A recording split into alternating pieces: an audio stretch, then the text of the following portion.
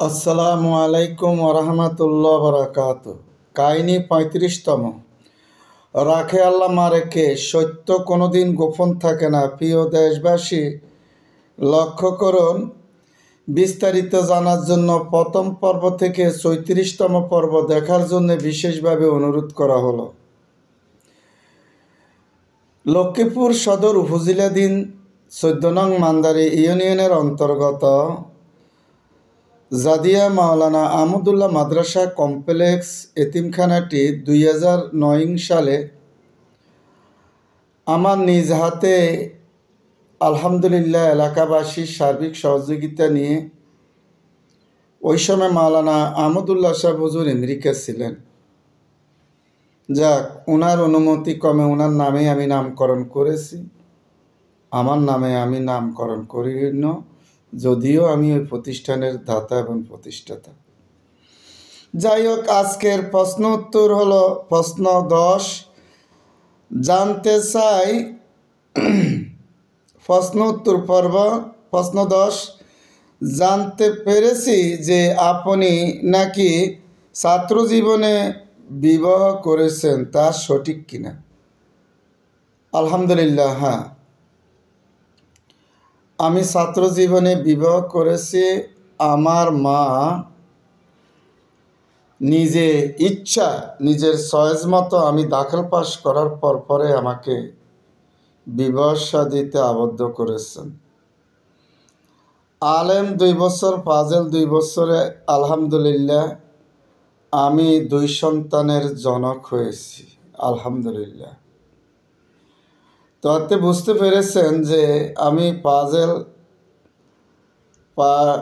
যখন আমার ফাজেল আমি পরীক্ষা দিয়েছি, তখন আমার দ্বিতীয় সন্তান হয়েছে। যাক, পরিষ্কার বুঝতে পেরেছেন। প্রশ্ন ১১, যে মাওলানা আহমদুল্লাহ সাহেব আর আব্দুল মালেক ভাই সহ তাদের পরিবারে আর অন্য কারো সাথে বা আত্মীয় স্বজনের সাথে আপনার দ্বন্দ্ব আছে কি?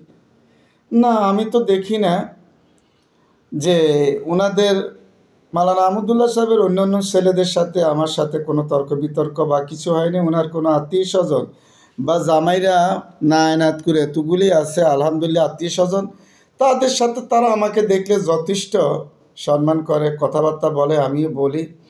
আমি তো কারোর সাথে দ্বন্দ্ব করি না। তারা নিজেরা ইচ্ছাকৃত যা করছে, এটা আল্লাহ দেখতে আছে। কেউ জানে না, জানে আল্লাহ। কেউ দেখে না, দেখে আল্লাহ। কেউ শুনে না, শোনেন আল্লাহ। আল্লাহ রাব্বুল আলামিন সকল চক্রান্তকে ধূলিসাৎ করে দিয়েছে।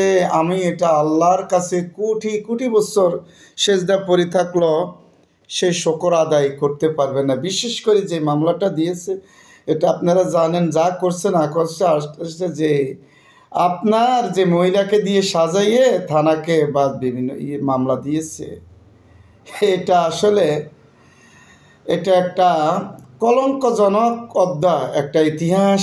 এলাকাবাসীর কাছে আমি চিরকৃতজ্ঞ। ওনারা এটার প্রতিবাদ করেছে, সাংবাদিক সম্মেলন করেছে, মানববন্ধন করেছে, কিন্তু যমুনা টিভিতে মিথ্যা অপপ্রচার করেছেন যারা, এরা কি আল্লাহকে ভয় করেন না?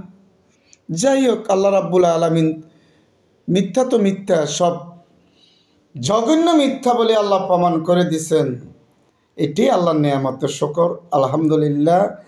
পরবর্তী ৩৬তম পর্ব দেখার জন্য বিশেষভাবে অনুরোধ করা হলো। আসসালামু আলাইকুম ওয়া রাহমাতুল্লাহি ওয়া বারাকাতুহু।